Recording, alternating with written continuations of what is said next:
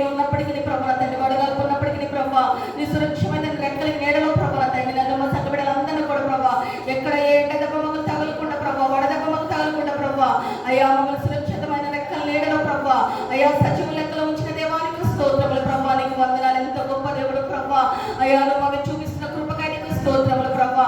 ఏ అర్హత ఏ యోగ్యత లేని మమ్మల్ని ప్రభా తండ్రి సయ్యా నీ కృపకు మమ్మల్ని పాత్రలుగా చేసి ప్రభా తండ్రి సయ్యా నీ కృపలో పట్ల విస్తరింప చేసిన దేవానికి స్తోత్రములు ప్రభా. అయ్యా నీకు వందనాలు చెల్లించుకుంటున్నాం దేవానికి స్తోత్రములు. పునః దినములు ప్రభా కూడి వచ్చిన ప్రతి ఒక్క బిడ్డను బట్టి నీకు వందనాలు చెల్లించుకుంటున్నాం ప్రభా నీకు స్తోత్రములు ప్రభా. అయ్యా నా తండ్రిగా తీసుకువచ్చిన బిడ్డ కూడా త్వరపెట్టి తీసుకురాడు ప్రభా. నీ సన్నిధిలోకి వచ్చిన మేము ఎవ్వరు మన ఆలోచనగా ఉండకుండా ప్రభా అయ్యా ఈ సమయంలో ప్రభా తండ్రి ఇప్పుడు వద్దు బిడ్డను పాడి స్తుతించునని నామం గొప్ప చేస్తున్నారు. ఆనాడు పౌరుషుల పాటలు పాడినప్పుడు చాలా చాలా సంఖ్యలు బదులైన ప్రభా అది ఆత్మతో సత్యము కలిసి సన్నిధిలో పాడి స్తుతించున్నారు ప్రభా. అయ్యా నీకు వందనాలు చెల్లించుకుంటున్నాం ప్రభా. ఈ సమయంలో నీ దాసుని సన్నిధిలో అయ్యా పక్షం నిలబడవచ్చుండగా వాక్యమైన దేవ మాతో మాట్లాడిన ప్రభా నీ వాక్యములు బ్రతికించేదయ్యా మా బాధల్లో మాకు నెమ్మదిని కలుగు చేసేది ప్రభా. అట్టి ఉన్నతమైన ఉపదేశములు ప్రభా నీ దాసులు బోధిస్తూ ఉండగా ప్రభా తండ్రి నీ దాసునికి శక్తియు ఫలమును అయ్యా తండ్రి ఆత్మాభిషేకమును ప్రభా తండ్రి సయ్యా అని గ్రహించి ప్రభా తండ్రి సయ్యా నీ దాసు నోటి నుండి వస్తున్న ప్రతి ఒక్క మాట ప్రభా అది మమ్మల్ని సరిచేసేది ఉండేటట్లు సహాయం చేయండి ప్రభా. ఇన్న వాక్యాన్ని ప్రయోజనం కాక అది మాకు మా అయ్యా తండ్రి సయ్యా అయ్యా మాకు ఎంతగానో ప్రయోజనకరంగా ఉండేట్లు సహాయం చేయండి ప్రభా తండ్రి. అయ్యా వాక్యం ప్రభా మాలో కార్యసిద్ధి కలిగి చేయించినట్టు సహాయం చేయండి ప్రభా నీకు వందనాలు. మరొకసారి ప్రభా తీసుకురావాల్సిన బిడ్డలు కూడా త్వరపెట్టి తీసుకురండి. వచ్చిన బిడ్డలు జ్ఞాపకం చేసుకోండి ప్రభా నీకు వందనాలు. మీరు ఆశీస్సులు చోటు మరుగుపరచుకోండి ప్రభా. మీ నోరును పూరంగా పడుకోండి. కూర్చున్న వాక్యం వింటున్న మమ్మల్ని బట్టి స్వాధీనం తీసుకోండి. విని బుద్ధిని గ్రహింపు మనసును అందరికీ దయచేసి ప్రభా మీ నా మహిమత్వమే మమ్మల్ని అందరూ కూడా నైనా కూర్చొని అయ్యా నీ వాక్యంలో మన శ్రద్ధ భక్తులుగా వినడానికి సహాయం చేయబడుచున్న దేవానికి వందనాలు. మరొకసారి మమ్మల్ని అందరి మీ చేతులకు అప్పగించుకుంటూ యేసు నామమున తండ్రి ఆమేన్.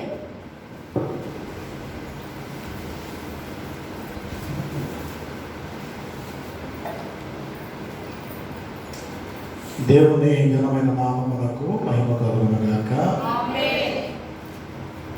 ఈ ఉదయకాలపు వేళ దేవుని యొక్క సన్నిధానంలోనికి చేరువచ్చున్నాను.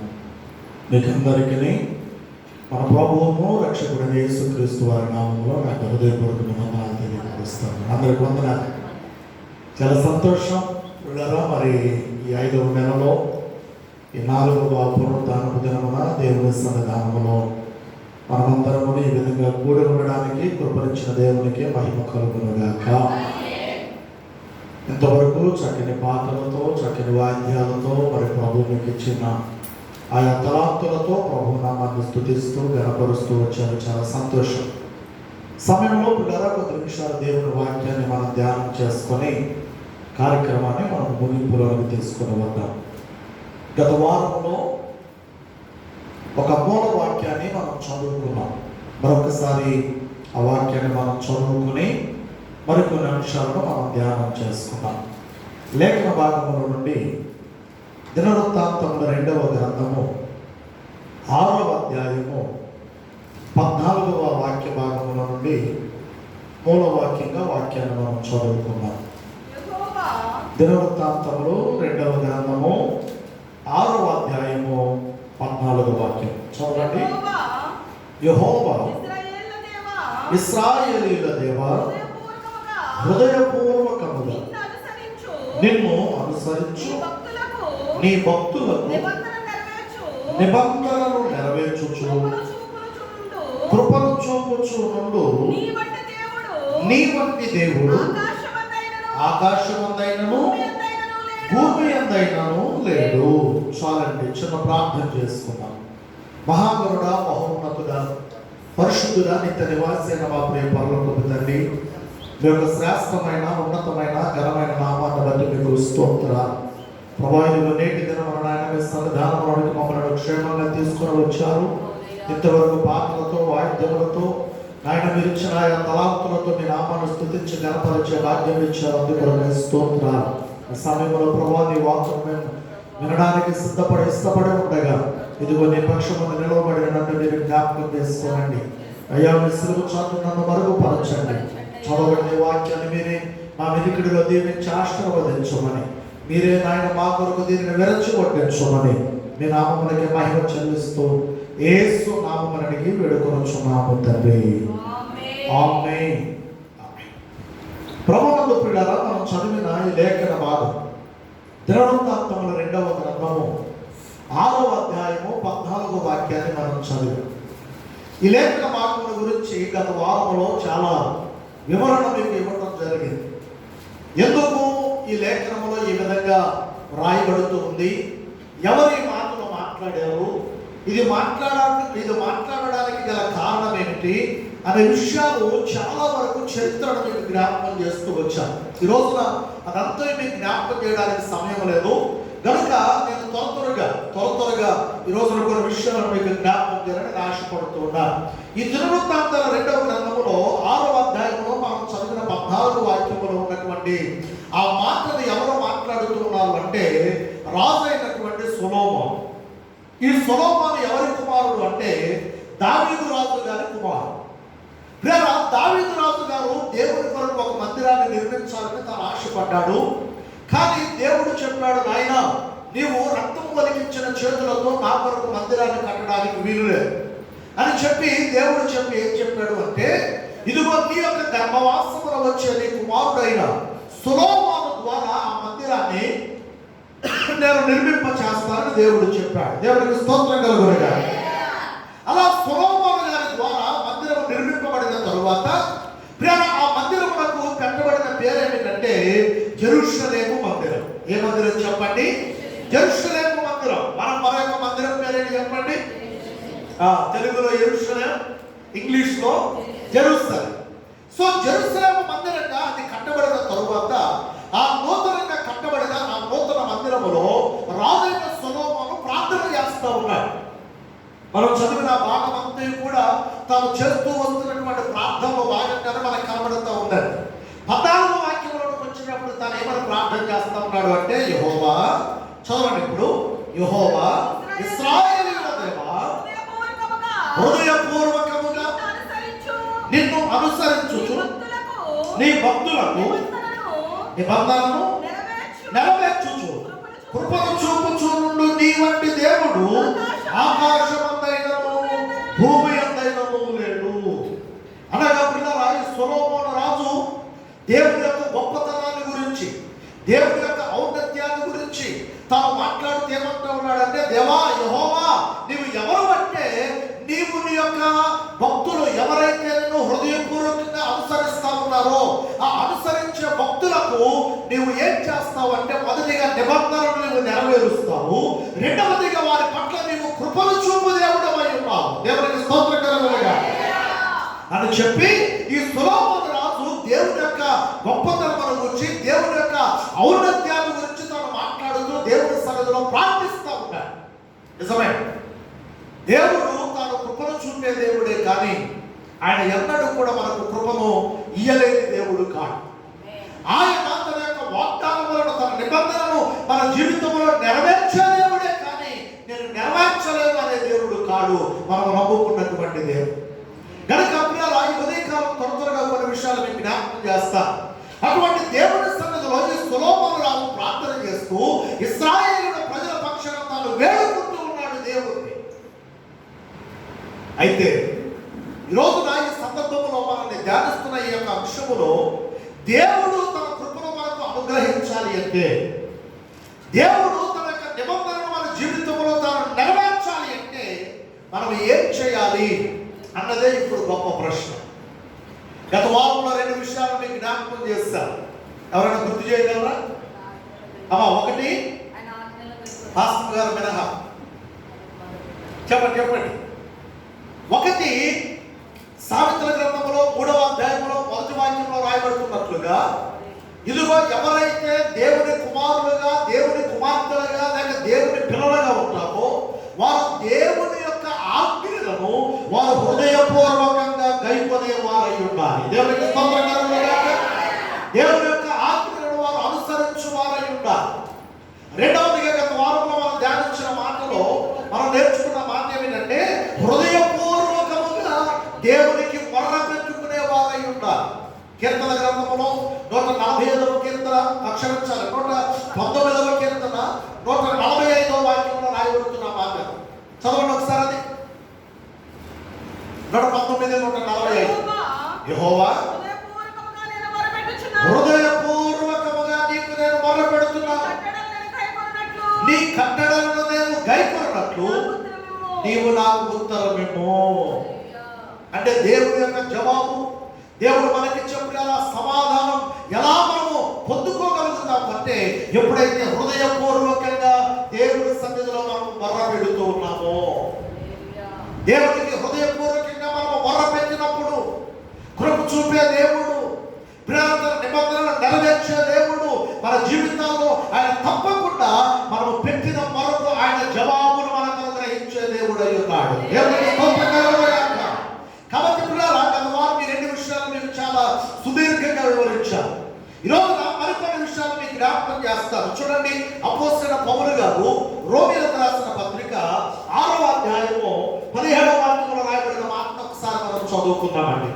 అపోస్తలుడైన పౌలు గారు రోమా సంఘానికి పత్రికను రాస్తూ 6వ అధ్యాయములో 17వ వాక్యంలో ఈ విధంగా రాస్తూ ఉన్నారు.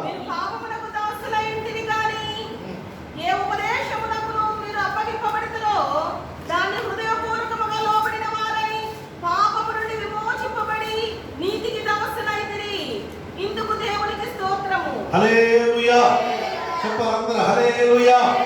ఇక్కడ పౌలు గారు పిల్లల ఈ రోమా సంఘానికి పత్రికను రాస్తూ ఆయన ఏమని జ్ఞాపకం చేస్తూ ఉన్నాడు అంటే, ఇదిగో నాయన, మీరు పాపమునకు దాసులై ఉన్నారు ఇదివరకు, కానీ ఏ ఉపదేశ క్రమమునకు మీరు అప్పగింపబడితిరో దానికి హృదయపూర్వకముగా లోబడిన వారై పాపము నుండి విమోచింపబడి నీతికి మీరు దాసులయ్యారు కనుక ఇందును బట్టి దేవునికి స్తోత్రం కలుగునుగాక.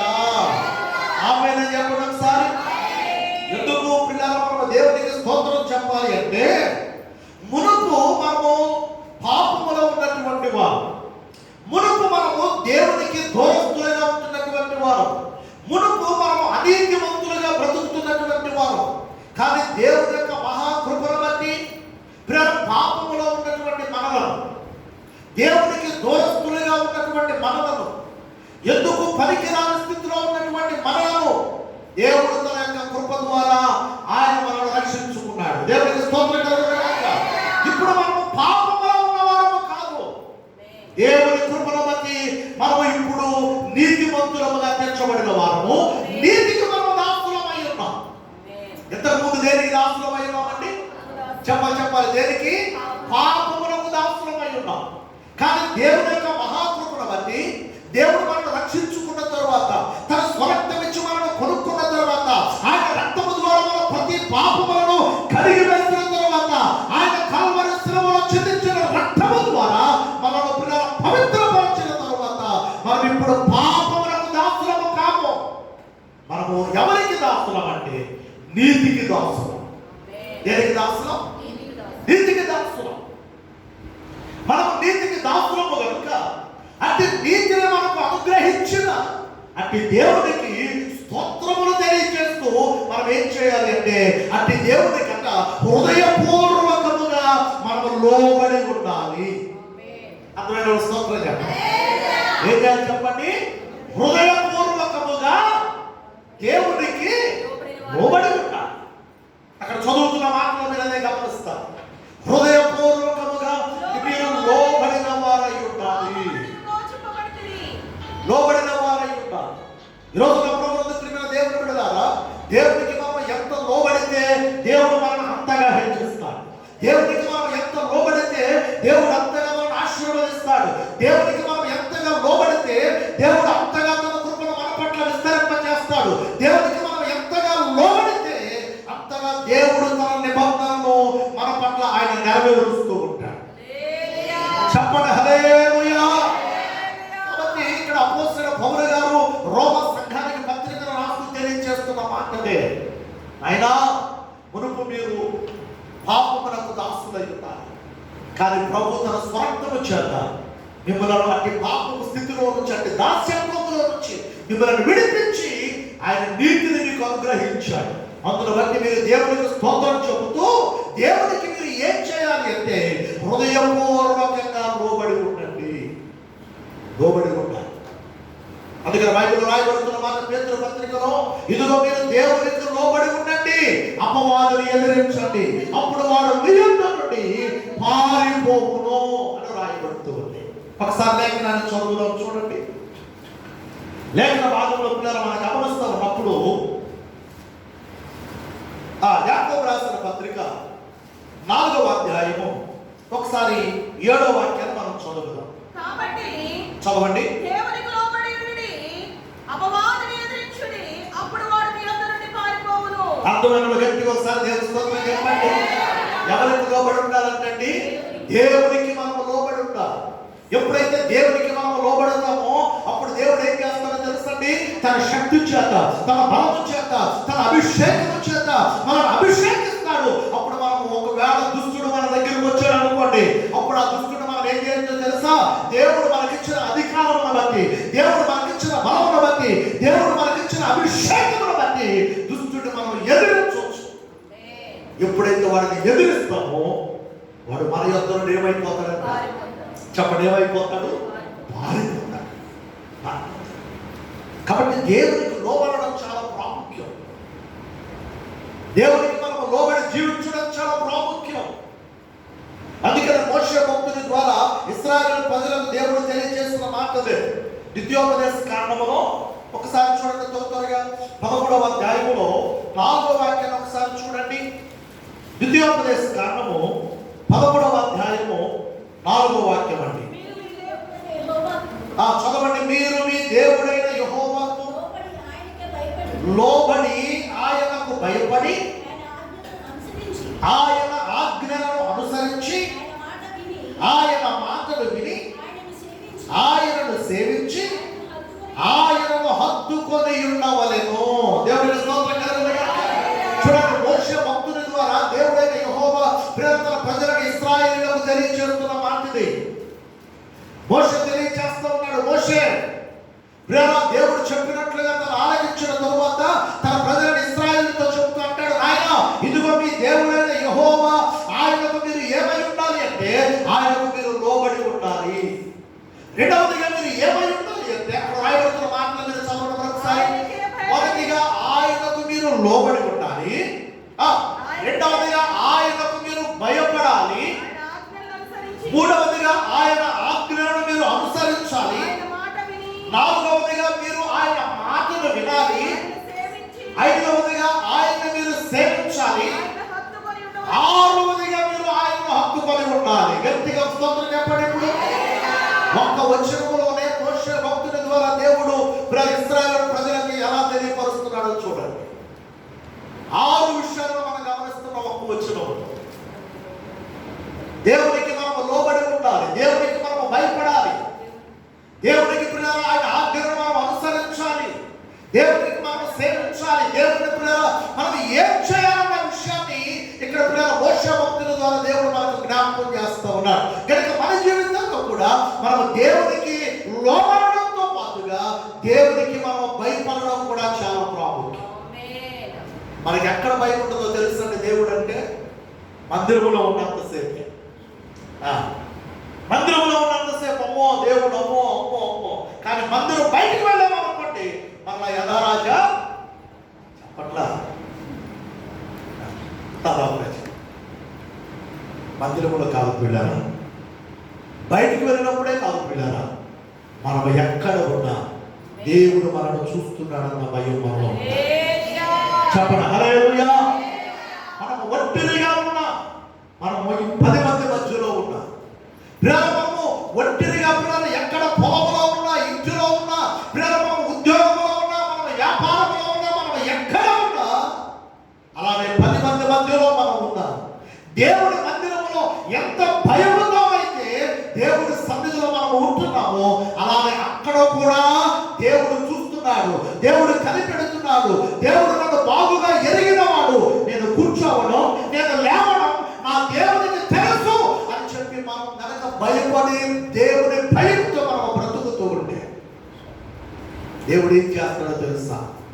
ఆయనకు లోబడి ఆయనకు భయపడి బ్రతుకుచున్న వారందరికీ నిశ్చయముగా తన కృపలో సమృద్ధిగా ఆయన అనుగ్రహించు దేవుడయ్యున్నాడు. చెప్పండి గట్టిగా హల్లెలూయా. కూర్చుండుట లేచియుండుట బాగుగా ఎరిగి ఉన్నావు రాజా, బాగుగా ఎరిగి ఉన్నావు. నన్ను చూచువాడా నిత్యం కాచువాడా. చెప్పండి, నన్ను చూచువాడా నిత్యం కాచువాడా.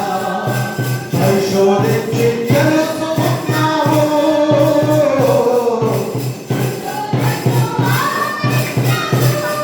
అవునయ్యా, తెలుసుకున్నావు. చుట్టూ నన్ను ఆడుతావు. కూర్చుండుట లేచియుండుట కూర్చుండుట లేచియుండుట బాగుగా ఎరిగి ఉన్నావు రాజా, బాగుగా ఎరిగి ఉన్నావు. హల్లెలూయా. ఆయన బాగుగా ఎరిగిన వాడు మనలో. మనం కూర్చోవడం, మనం నుంచోవడం, మనం నడవడం, మనం పడుకోవడం సమస్తం ఆయన చూస్తున్నవాడు, సమస్తాన్ని ఆయన ఎరిగినవాడు. ఆయన దృష్టిలో నుండి మనం ఎవరూ తప్పించుకోలేమండి. కాబట్టి పిల్లరా, ఇక్కడ రాయబడుతున్న ఈ మాటలో మూడవదిగా మీకు జ్ఞాపకం చేస్తున్న మాట, దేవునికి మనము లోబడి దేవునికి భయపడే వారముగా ఉంటాం. హల్లెలూయా. అది ఎలా కలగాలి అంటే నోటి మాటలతో కలిగేది కాదు, హృదయపూర్వకంగా మనం చేసే కార్యం. అది మనుషులు చూసినప్పుడు, లేకపోతే పక్కన వారిని చూసినప్పుడు, లేకపోతే మందిరంలో ఉన్నప్పుడు, లేకపోతే పాస్టర్ గారు కనబడుతున్నప్పుడు అమ్మో అని అనుకోవడం కాదు. ఎక్కడ ఉన్నా హృదయములో ఆ భయం మనకున్నా దేవునికి స్తోత్రం కలుగుతుంది.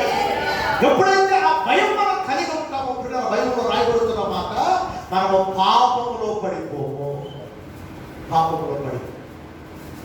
కాబట్టి పిల్లరా, నేను ముందు కొనసాగిపోతూ ఇక్కడ రాయబడుతున్న ఈ మాటలో ద్వితీయోపదేశ కాండములో మోషే గారి ద్వారా దేవుడు పలుకుతా ఉన్నటువంటి మాటలు ఇవి. అదే హెబ్రీయులకు రాసిన పత్రికలో అపోస్తలుడైన పౌలు గారి ద్వారా సంఘానికి తెలియజేస్తున్న మాటను కూడా చూడండి ఒకసారి. హెబ్రీయులకు రాసిన పత్రిక 11వ అధ్యాయము 17వ వాక్యం. ఇంకా ఎవరికి మనం లోబడాలో, మీపై నాయకులుగా ఉన్నవారు లెక్క ఒప్ప చెప్పవలసిన వారి వలె మీ ఆత్మలను కాల్చున్నారు. దుఃఖముతో వారు ఆ పని చేస్తున్న ఎడల నీకు నిష్ప్రయోజనం కనుక దుఃఖముతో కాక ఆనందముతో చేయనట్లు వారి మాట మీరు విని వారికి మీరు లోబడి ఉండండి. దేవునికి స్తోత్రం కలుగునగాక. ఇది ఎవరంటున్న మాట? అపోస్తలుడైన పౌలు గారు హెబ్రీ సంఘానికి పత్రికను రాస్తూ సంఘానికి తెలియపరుస్తున్న మాట, సంఘమా, మీ పైన ఎవరైతే నాయకులుగా ఉంటున్నారో, ఎవరైతే మీ ఆత్మలను కాచే కాపరులుగా ఉంటున్నారో, అటువంటి మీ కాపరులకు మీరు ఎలా ఉండాలి అంటే లోబడి ఉండాలి. లోబడి ఉండాలి. వారి మాటను మీరు వినాలి. అక్కడ రాయబడుతున్న మాటను మీరు ఒకసారి జాగ్రత్తగా గమనిస్తే, ఇదిగో చూడండి, మీ పైన నాయకులుగా ఉన్నవారు లెక్క అప్పచెప్పవలసిన వారి వలె మీ ఆత్మను కాల్చున్నారు. వారు దుఃఖముతో పని చేసిన ఎడల మీకు నిష్ప్రయోజనము కనుక దుఃఖముతో కాక ఆనందముతో చేయనట్లు మీరు వారి మాట వినే వారికి మీరు లోబడి ఉండండి. అంటే దీని అర్థం ఏంటంటే పిల్లరా, సంఘ కాపరికి సంఘం ఏం చేయాలి అంటే వారి మాటను విని, అనగా సంఘ కాపరి మాటను విని సంఘ కాపరికి లోబడి ఉండాలి. ఎదురు మాట్లాడకూడదు.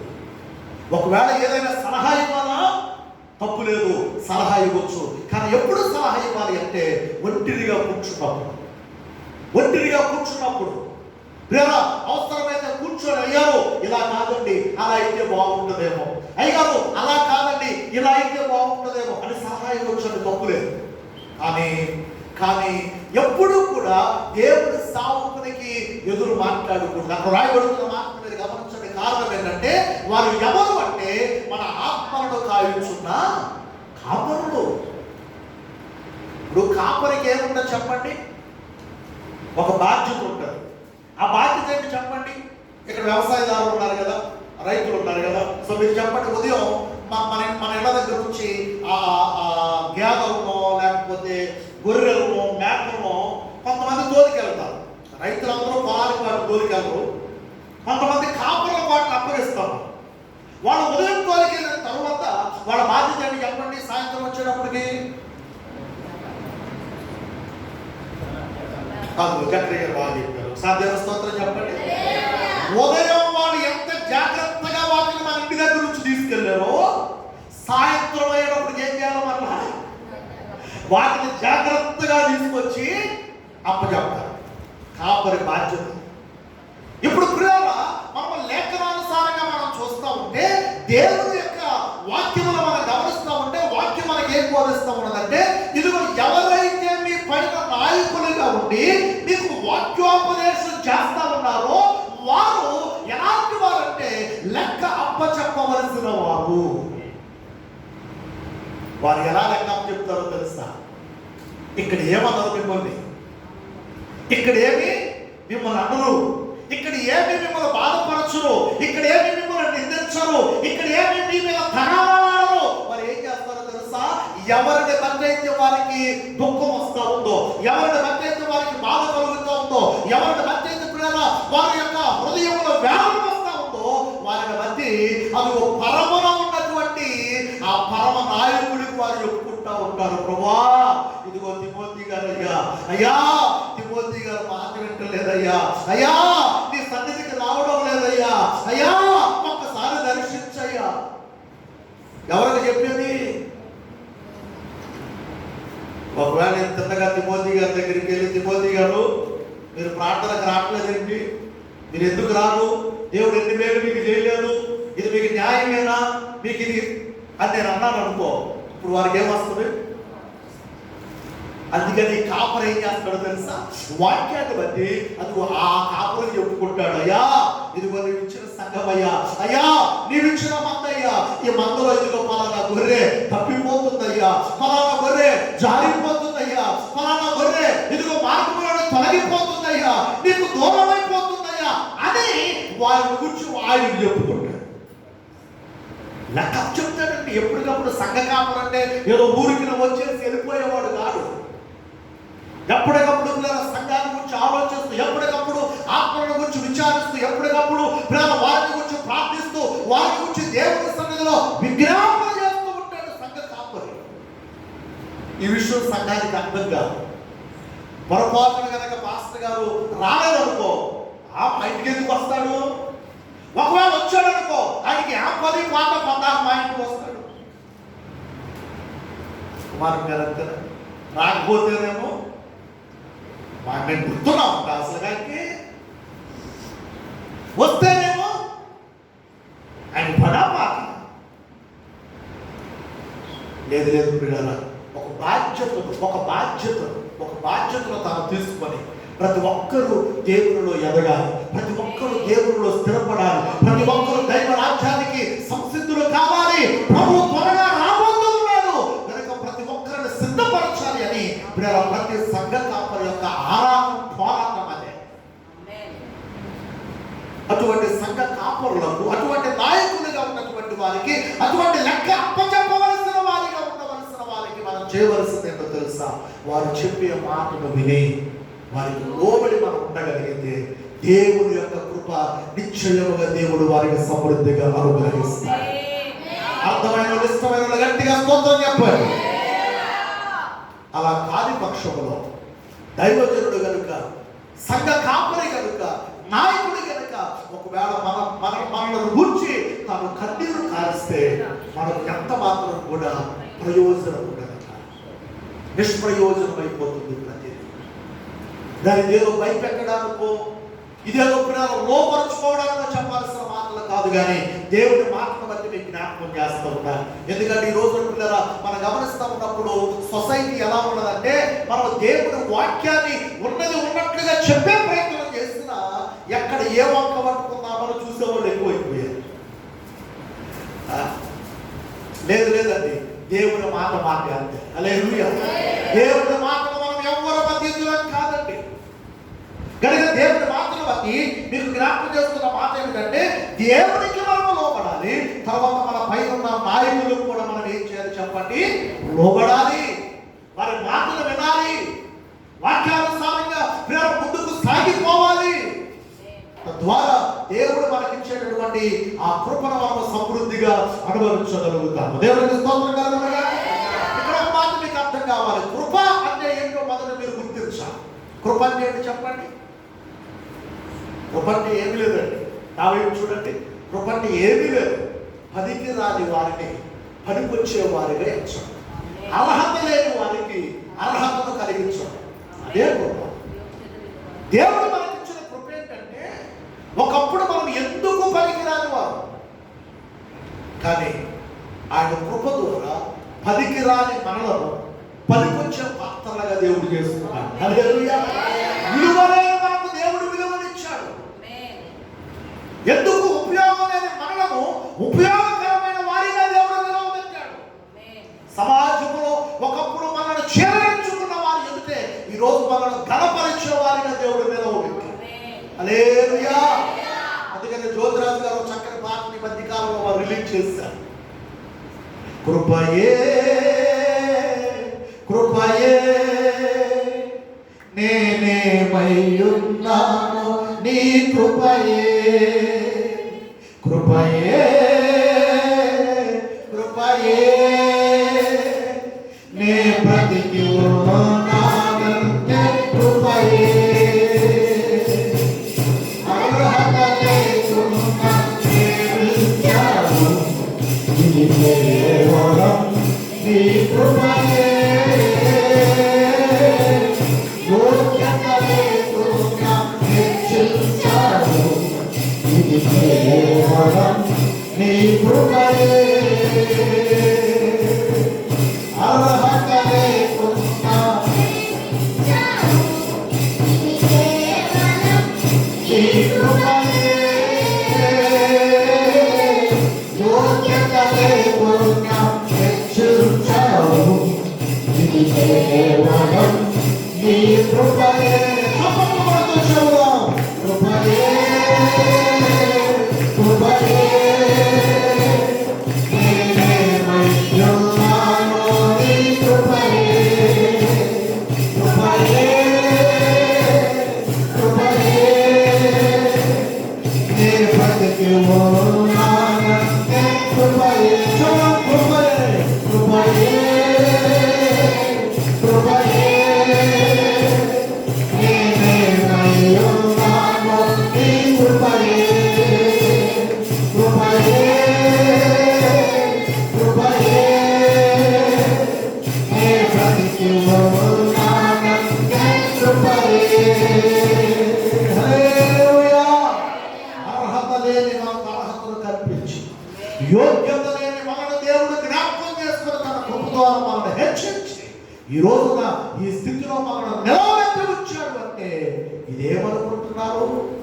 ఇది కేవలం ఆయన కృప మాత్రమే. చెప్పండి హల్లెలూయా. అందుకనే ఆయన కృపను పొందుకున్న మనం ఆయనకు లోబడి ఉండాలి. నాలుగవ మాటగా మీకు జ్ఞాపకం చేస్తున్న మరొక మాట, దినవృత్తాంతాల మొదటి గ్రంథము 22వ అధ్యాయము 19వ వాక్యం.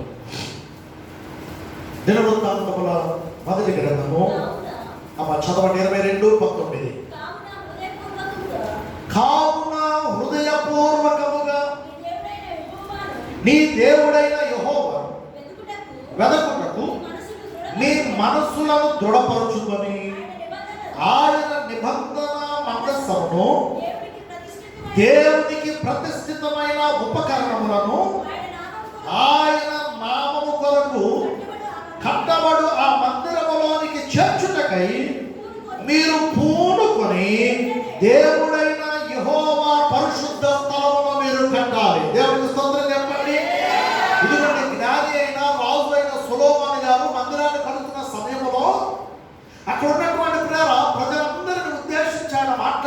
చెప్తున్న మాట, నాయనా ఇదిగో మనము దేవుని పనిని చేస్తున్నాం, ఇదిగో మనము దేవుని కొరకు పరిశుద్ధమైన మందిరాన్ని మనం కడుతున్నాం కనుక ఈ మందిరాన్ని మనం కట్టే విషయంలో, దానికి అవసరమైన ఉపకరణాలన్నీ మనం తీసుకొచ్చే విషయంలో, అవసరమన్నీ కూడా మనకు సమకూర్చే విషయంలో మనం అందరం ఏం చేయాలి అంటే మనముగానే పనికి మనము పూనుకోవాలి.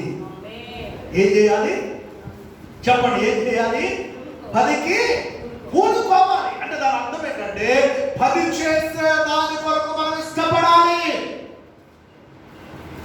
హృదయపూర్వకముగా దేవుని పనిని మనము చేసే దాని కొరకు ఇష్టపడి ఆ పనికి మనము పూనుకొని ఆ పనిని మనము జరిగించాలి. హల్లెలూయా. ఎందుకంటే ఇది ఎవరి పని చెప్పండి? చెప్పాలి ఎవరి పని? ఇది దేవుని పని.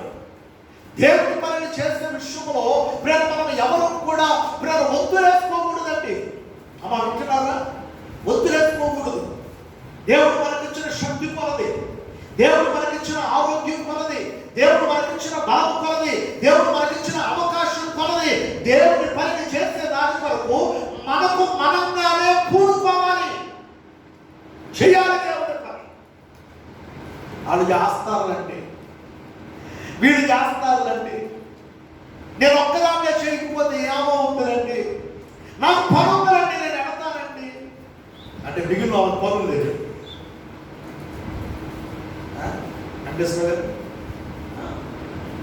చేయాలి మనం దేవుని పనిని. మీరు ఎవరిపోతు పేరు పెట్టి అంటున్నారని ఎవరో ఒకరు పేరు చెప్పకపోతే ఇక్కడ కుదరదు.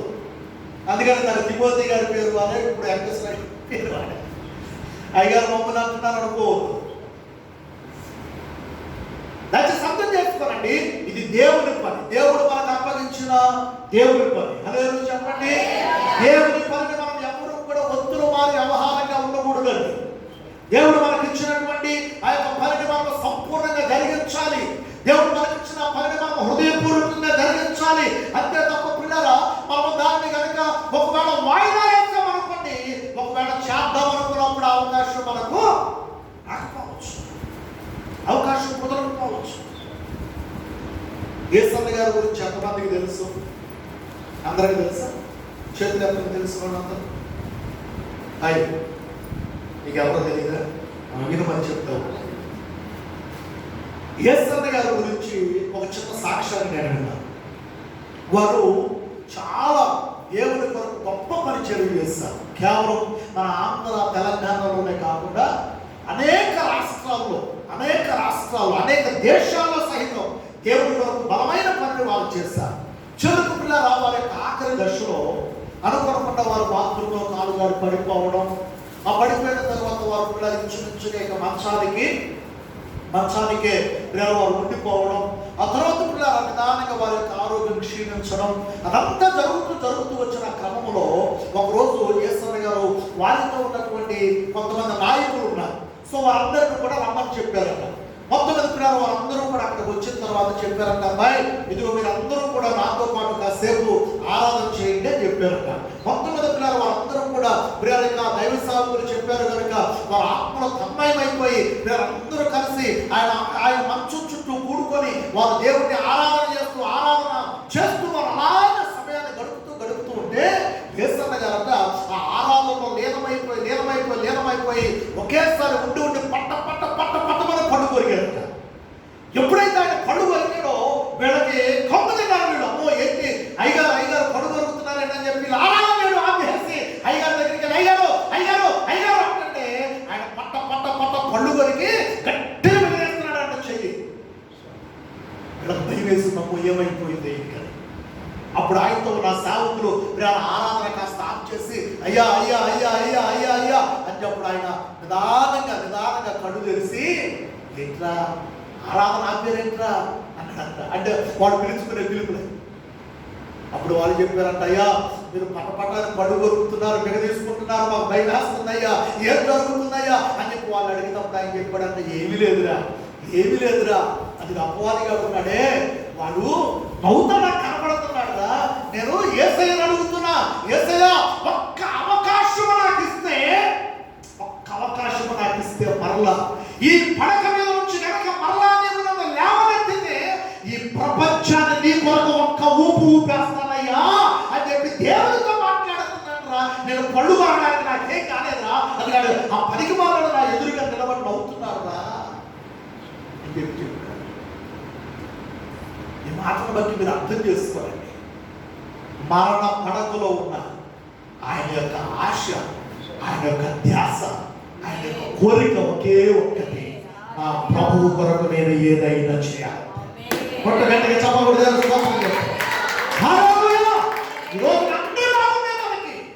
ఏం చేస్తాం? ఆరోగ్యం బాగుంది, కాలు బాగుంది, చెయ్యి బాగుంది, నోరు బాగుంది, అన్ని అవయవాలు చక్కగా పనిచేస్తున్నాయి. అయినా దేవుడి కొరకు మనం ఏం చేస్తాం? పాట పాడడం కాదండి, పాట పాడటం కాదు. నాకు ఆశ్రదేశయ్య ఆశ్రదేశయ్య అని పాట పాడటం కాదు. పాట కంటే ముఖ్యం పనిని చేయడం. దేవుడు స్తోత్రం కలుగును.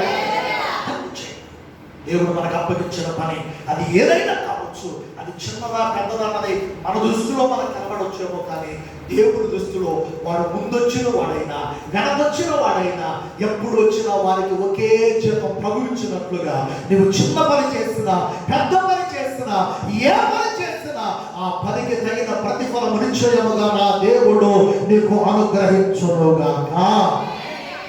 ఎన్నడూ ఎవరికి రుణపడి ఉండడండి. ముగింపులోకి వచ్చేస్తున్నాడు. ఎవరికి రుణపడి ఉంటాడు. ఆయన కొరకు ప్రయాసపడిన వారికి ఆ ప్రయాసం తగిన ప్రతిఫలం ఆయన ఇచ్చి తీరన్నాడు. అది నేను అంటున్న మాట కాదు, వాక్యంలో చెప్పబడుతున్న మాట. ప్రభువునందు మీరు పడుతున్న ప్రయాస వ్యర్థము కాదని మీరు ఎరగండి. లేఖనంలో ఒకసారి ఆ మాట చదువుతున్నారు మీరు. ఒకసారి చూడండి, కొరింథీయులకు రాసిన పత్రికలో పౌలు గారు చక్కగా ఆ విషయాన్ని జ్ఞాపకం చేస్తూ ఉన్నాడండి. ఈరోజున పరిచర్య అంటే చాలా మందికి చులకనా భావం, చిన్న చూపుగా ఉంటా ఉంటుంది. లేదండి, పరిచర్య ఎంతో శ్రేష్టమైంది పిల్లలు. ఆ మొదటి కొరింథీయులకు రాసిన పత్రికలో 15వ అధ్యాయంలో 58వ వాక్యం, పేజీ నెంబర్ 157వ పేజీ అండి. చదవండి. కాగా నా ప్రియ సహోదరులారా, మీరు ప్రభువునందు పడుతున్న ప్రయాస వ్యర్థము కాదని మొదట మీరు ఎరగండి. స్థిరులుగా ఉండండి, కదలని వారిగా ఉండండి. ప్రభువు కార్యాభివృద్ధి యందు ఎప్పటికీ ఏమై ఉండాలి? ఆసక్తిని కలిగి ఉండండి. కారణం ఏంటంటే మనం ఎవరు పని చేస్తున్నాం? ప్రభు పని చేస్తున్నాం. ప్రభువు నిశ్చయముగా దాని ప్రతిఫలాన్ని మనకి ఇస్తాడు. అది ఎలా చేయాలి అంటే బలవంతంగా చేయకూడదండి, అమ్మా ఒత్తిడితో చేయకూడదండి, చెప్పించుకొని చేయకూడదండి. హృదయపూర్వకంగా ప్రభు పని మనం చేయాలంటే ఆ ప్రభు పని హృదయపూర్వకంగా మనం చేయగలిగితే మన హృదయంతరంగా ఎరిగిన దేవుడు నిశ్చయముగా దాని ప్రతిఫలాన్ని మనకు అనుగ్రహిస్తాడు. ఆఖరిగా మరొక మాట చెప్పి నేను ముగించేస్తాను. 5వ మాటగా చూడండి ఒకసారి. నిర్గమాకాండము 35వ అధ్యాయము 29వ వాక్యం.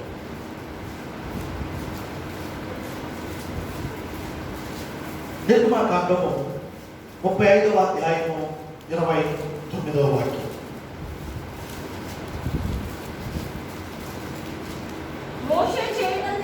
అమ్మా చదవండి.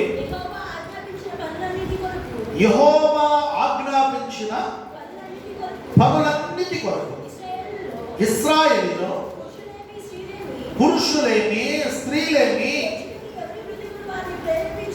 ప్రభువు ఎవరి హృదయములను ఆయన ప్రేరేపించునో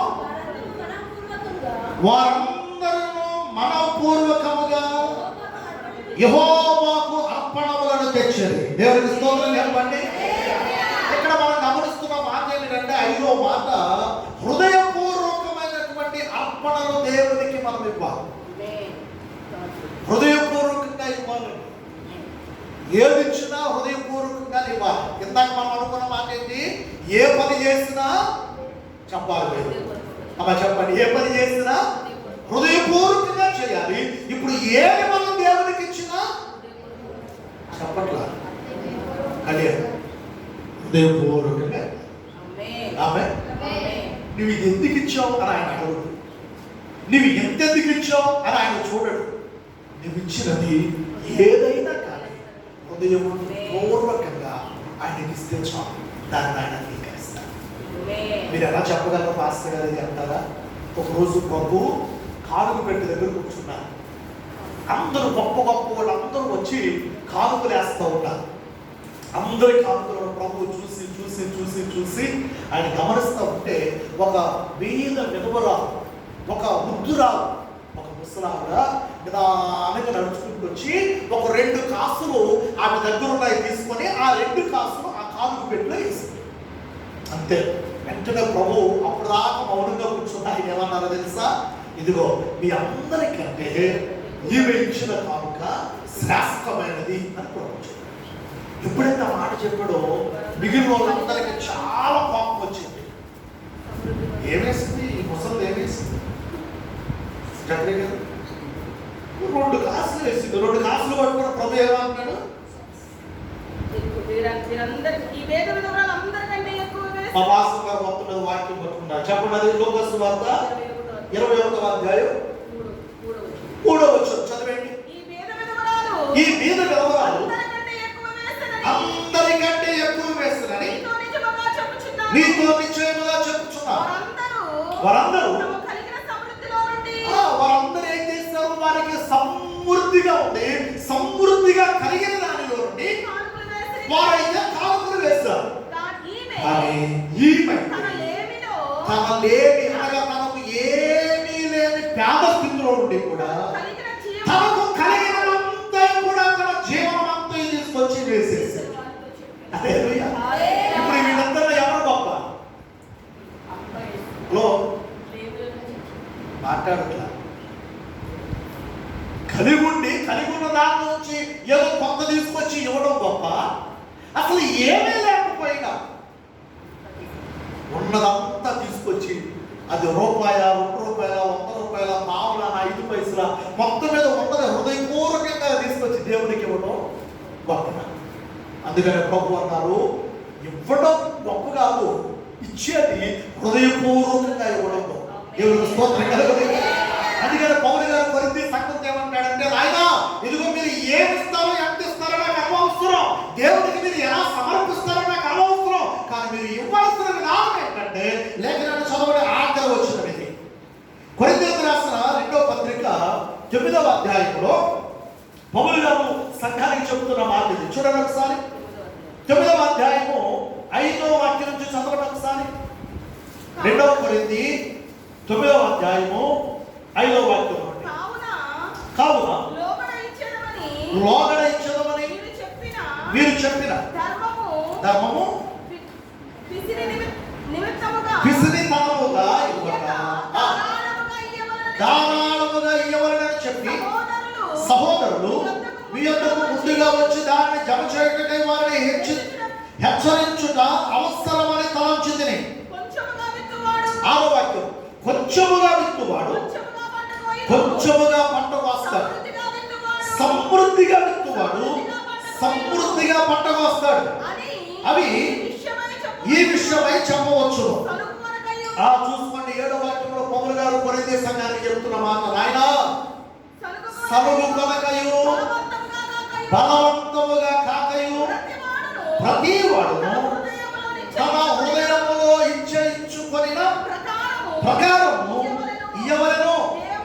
దేవుడు ఉత్సాహముగా ఇచ్చు వారిని ఆయన ప్రేమించును. దేవునికి స్తోత్రం చెప్పడం.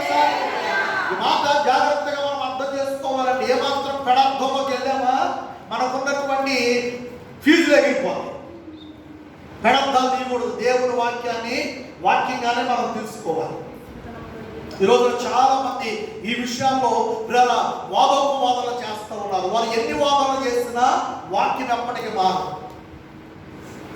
ఇక్కడ రాయబడుతున్న వాక్యం ఏంటంటే, మీరు ఏమైతే దేవునికి ఇవ్వాలనుకుంటున్నారో ఇచ్చేది హృదయపూర్వకంగా ఇవ్వండి. రెండవది అక్కడ రాయబడుతున్న వాక్యం ఏంటంటే, హృదయంలో ఇచ్చుకొని దాని ప్రకారం ఇవ్వండి. మూడవది అక్కడ రాయబడుతున్న వాక్యం ఏంటంటే, దానాలంగా ఇవ్వండి. నాలుగవది ఇక్కడ రాయబడుతున్న వాక్యం ఏంటంటే, ఉత్సాహముగా ఇవ్వండి. ఎవరికి ఇవ్వాలి? మాట్లాడరే? నిజమేనా? ఇందాక నేను అన్నా చూసారా పెడార్థాలని. ఈరోజు చాలా మంది ఏమనుకుంటున్నారంటే కానుకలు పాస్టర్ గారికి ఇచ్చేస్తున్నారు, దశమ భాగాలు పాస్టర్ గారికి ఇచ్చేస్తున్నారు. నేను అంటాను, ఏలియాని జ్ఞాపకం చేసుకున్న దేవుడు పాస్టర్ గారిని జ్ఞాపకం చేసుకునేది వాడు కాదు. చెప్పండి హల్లెలూయా. ఏలియాను కాపుల ద్వారా దేవుడు పోషించాడు. హల్లెలూయా. కాపుల ద్వారా దేవుడు ఏలియాను పోషించాడు. ఆయన పిలుచుకున్న సావుకుడు పోషించడం ఆయనకు చేతగాని పనిగా ఆయనకు తెలుసు, ఎలా పోషించాలని తెలుసు. కానీ ఇస్తున్నటువంటి మనం ఒకవేళ నేను సావుకునికి ఇస్తున్నాను అన్న ఆలోచనతో మనం ఇస్తే దాని ద్వారా నీకు మేలు కలగదు. నేను దేవునికి ఇస్తున్నానని నీవు ఎంత ఇచ్చుకుంటావో ఆయనకి ఇచ్చుకో, దానికి ప్రతిఫలం ఇచ్చేవో కానీ నీకు హల్లెలూయా. లేఖనానికి మనం ఆధారం చేసుకోవాలి. సనుగు కొనకయు రాయబడుతున్న మాట 7వ డైరెక్ట్ గా 7వ వాక్యానికి వచ్చేయండి. 7వ వాక్యానికి రండి. సనుగు కొనకయు బలవంతంగా కాక ప్రతి వారు తమ హృదయములో వారు నిశ్చయించుకున్న దానిని బట్టి దేవునికి వారు అర్పణ అర్పించాలి. అదే అర్పణ చాలా రకాలు ఉన్నాయండి. అర్పణ వేరు, కానుక వేరు, కృతజ్ఞత కానుక వేరు, దశమ భాగం వేరు, ఎవరి ప్రతిష్ఠిత అర్పణ వేరు, ప్రథమ ఫలాలు వేరు. అన్నీ ఒకటను మనం అనుకోకూడదు. ప్రతిదానికి వాక్యాధారం అనుకోండి. కాబట్టి దేవునికి మనం ఏది ఇచ్చినా దేవుడు మనకు ప్రతిఫలం ఇస్తాడు అన్న విషయాన్ని మనం మొదట గుర్తుంచుకోవాలి. రెండవదిగా ఇచ్చేదాన్ని హృదయపూర్వకంగా దేవునికి మనం ఇవ్వాలి. ఆ అర్పణను దేవుడు కనుక అంగీకరిస్తే పిల్లరా నిశ్చయముగా దానికి తగిన ప్రతిఫలాన్ని దేవుడు మన జీవితాల్లో సమృద్ధిగా మనం గ్రహిస్తాడు. హల్లెలూయా. కాబట్టి ఈరోజు ఈ మాట దగ్గర నేను ముగింపులోకి వచ్చేస్తూ మన జీవితాల్లో దేవుడు హృదయపూర్వకంగా తన కృపను మనకు అనుగ్రహించి హృదయపూర్వకంగా తన యొక్క వాగ్దానం ఆయన నెరవేర్చాలి అంటే హృదయపూర్వకంగా మనం చేయవలసిన పనులు కూడా ఉన్నాయి.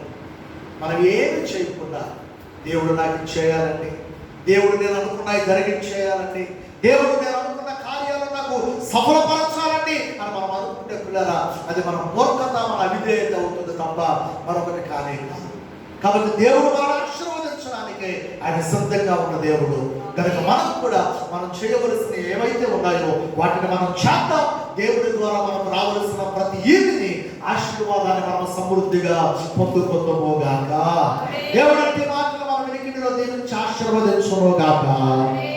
ప్రార్థన చేద్దాం. దయచేసి అందరూ తలలో ఉంచుదాం. కళ్ళు మూసుకుందాం. ఒక చిన్న ప్రార్థన. యువతి కాలపు వేళ పిల్లరా ఇంత ఎండ వేడిమిలో కూడా దాక్ష కలిగినటువంటి వారముగా దేవుడి సన్నిధిలో ఉన్నటువంటి మనతో ప్రేమ వాక్యము ద్వారా దేవుడు సూటిగా మాట్లాడి ఉండగా ఈ రోజు వాక్యము ద్వారా దేవుడు పిల్లల మాట్లాడిన ప్రతి మాట ద్వారా ఇదిగో ఒక్కసారి మనల్ని గురించి మనం ఆలోచన చేద్దాం. ఇదిగో మనం ఎలా ఉన్నాము, మనం ఎలా జీవిస్తూ ఉన్నాము, మనం ఎలా భక్తిలో సాగుతూ ఉన్నాము, మనం ఎలా హృదయపూర్వకముగా దేవుడు చేయమన్నటువంటి పనులను మనం చేయగలుగుతూ ఉన్నాము. ఒక్కసారి ఆలోచన చేద్దాం పిల్లరా. ఇదిగో హృదయపూర్వకముగా ఎవరైతే ఆయన ఆజ్ఞలను గైకొంటారో, హృదయపూర్వకముగా ఎవరైతే ఆయనకు మొరపెట్టుకుంటారో, హృదయపూర్వకముగా ఎవరైతే ఆయనకు లోబడి ఉంటారో, హృదయపూర్వకముగా ఎవరైతే ఆయన పైన జరిగిస్తారో, హృదయపూర్వకముగా ఎవరైతే దేవుడికి అర్పణ అర్పిస్తారో అటు వారందరి జీవితాలలో నిశ్చయముగా ఆయన తన కృపను అనుగ్రహించు దేవుడిగా, తన వాగ్దానములను నెరవేర్చు దేవుడిగా. హల్లెలూయా. ఆయన ఉంటూ ఉండగా ఈ సమయంలో ఒక ఆలోచన మనం చేద్దాం, ఒక నిర్ణయానికి మనం వచ్చేద్దాం. ఒకవేళ ఎంతవరకు ఏదో చేయాలన్నట్లుగా మనం చేస్తున్నట్లయితే, ఇయ్యాలన్నట్లుగా మనం ఇస్తున్నట్లయితే, ఏదో తప్పదేమన్నట్లుగా బలవంతంగా మనం చేస్తున్నట్లయితే ప్రభు సన్నిధిలో పిల్లరా ఆ ద్వారాన్ని మనం మార్చుకుందామండి. ఆ ఆలోచన మనం పక్కన పెట్టేద్దామండి. వాక్యానికి మనం లోబడదాం. ప్రభువా ఇదిగో నీ వాక్యానుసారంగా హృదయపూర్వకంగా మీరు చెప్పినవన్నీ కూడా నేను చేయగలుగుటకు నాకు సహాయం చేయండి అయ్యా అని ప్రభువును మనం అడుగుదాము పిల్లరా. ప్రభువును మనం సహాయం కోరుకుందామా పిల్లరా. ఒకవేళ ప్రభువు నాకు సహాయం చేయాలని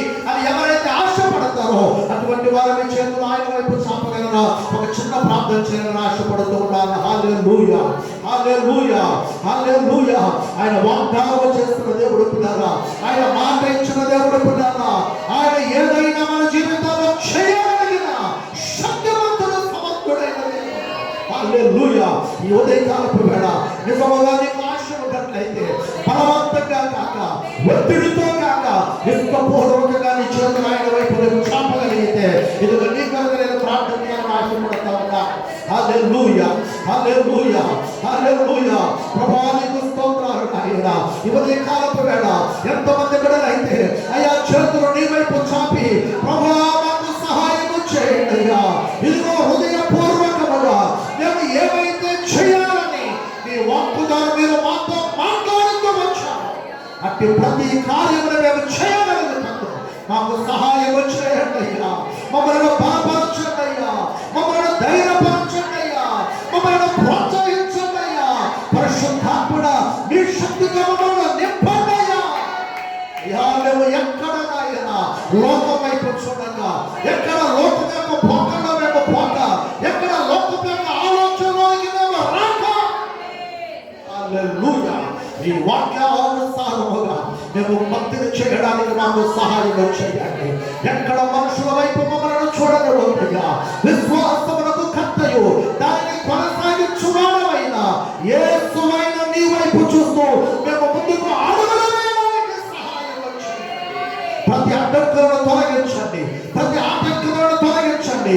నిశ్చయముగా యేసు నామములో సర్వ సమృద్ధితో కూడిన నీ కృప మా అందరిపైకి దిగవచ్చును గాక. నీ కృప కలుగును గాక, కృప కలుగును గాక, కృప కలుగును గాక. గట్టిగా చప్పట్లు ప్రభువుకు స్తోత్రం చెల్లించండి. హల్లెలూయా, హల్లెలూయా, హల్లెలూయా. హృదయపూర్వకముగా ఏదైతే మేము చేయలేకపోతున్నామో అంటే ప్రతిదీ మేము చేయగలుగుటకు పరిశుద్ధాత్ముడా మమ్మల్ని బలపరచుటకు నడిపించండి. ప్రతి అడ్డంకులు, ప్రతి ఆటంకములు యేసు నామములో తొలగింపబడాలని ఆజ్ఞాపిస్తున్నాం.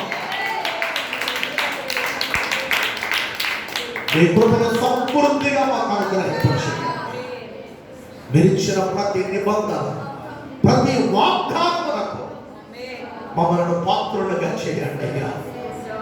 ఏదైనా మీరు చేయగలిగిన దేవుడు, మీరు చేయకపోతే మా వలన ఏమీ కాదు కనుక మమ్మల్ని మేముగా మీ చేతులకు అప్పగించుకుంటూ మీ కృపను అందరి పట్ల విస్తరింపచేయమని ప్రార్థిస్తూ మీకే మహిమ చెల్లిస్తూ యేసు నామమున అడిగి వేడుకొనుచున్నాము తండ్రి. అందరం చెబుదాం ఆమేన్.